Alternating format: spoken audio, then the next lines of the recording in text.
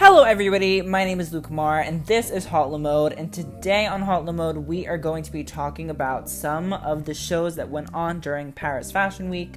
The four that we're going to be talking about today are Chloé, Rick Owens, Y Project, and OffWhite.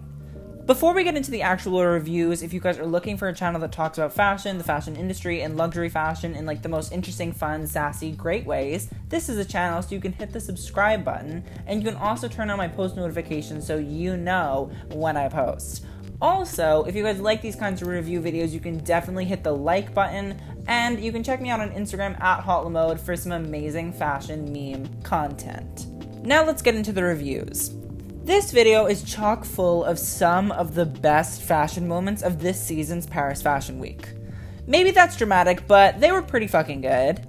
Also, the reason I'm doing a talking video is because my building turned off the hot water and I can't film looking busted. And moving on, we are going to be discussing Chloé, Rick Owens, Y Project, and OffWhite, some of the most talked about brands currently in the industry. First up is Chloé, by Natasha Ramsey Levi, protege to Nicolas Ghesquiere, and everybody saying that it looks like Nicolas Ghesquiere. This is only her second collection for the house, and second collections are notoriously difficult for designers. I think she survived, but I definitely wouldn't say it was as impactful as the first collection. The proportions of the dresses were nice, but paired with Chloe's socks and leggings, it made some of the models look short and thick, and models looking short and thick is never a good sign. I will say I lived for the deep plunging necklines and the cutout dresses. Oh my fucking god, they were insane. The reason why I think the collection was salvageable was there was a sense of power dressing not dominated by the 80s. The 80s is all you see on the runway nowadays, so a power 70s woman who wears dresses and can still look like a boss is wonderful. Good looks, Natasha. The hardest part is over, now you have to just keep the train chugging along. Next is Rick Owens, the Dark Prince of Fashion. The collection was your standard avant-garde, yet active runway outfitted with lumps and bumps on cocktail dresses that Rick usually shows. I like to consider Rick's collections as fabric sculptures. You'll never fully understand his collections, but for 7 minutes your jaw will drop in amazement. The reason I really wanted to talk about the collection was a few beautiful and wearable looks that really showed how Rick can tailor a coat. The hypebeast may have moved on from Rick, but he's just an amazing artist and designer to watch season after season.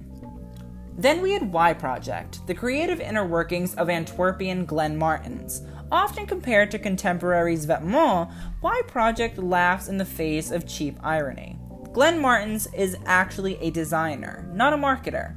He experiments with clothing and is never afraid to show his fashion freak show to the world. And I love it, whether it's the multi-flap jeans, a whole lot of excess fabric tops, or the iconic ruched thigh highs. He always pushes the idea of clothes. His clothing does remind me of Rick Owens, due to its sculptural characteristics, but it actually is a lot more wearable than Rick's work. Like, it's out there, but you could manage it because of how casual your third t-shirt arm would be. And you have to admit that he is an amazing draper. He literally draped the lining of the coats, skirts, and dresses. Like, sorry, that's extra and I love it. Glenn, you're doing amazing, sweetie. Finally, Virgil Abloh and the enigma that is OffWhite. I still can't really understand the design DNA of OffWhite. The collection wasn't inherently cohesive either. The tapestry like bustiers and tight dresses were lovely, as were the divided python and latex dress, the sheer-filled sportswear nightgown, and the pale blue poncho. He really lost me through the black and silver section. It didn't seem to be as well executed as Alexander Wang's Matrix Fantasy, but he redeemed himself with more tapestry looks as well as the quilted and sheer looks. The collection needs to be tighter. Willy-nilly references discredit him and show a weak spot.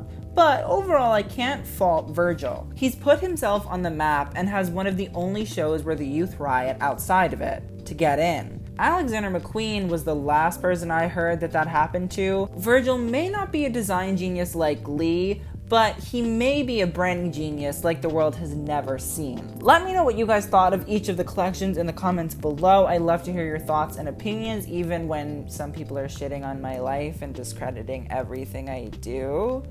Rude. But again, thank you guys so much for watching. I'll see you guys on the next video, and TTYL.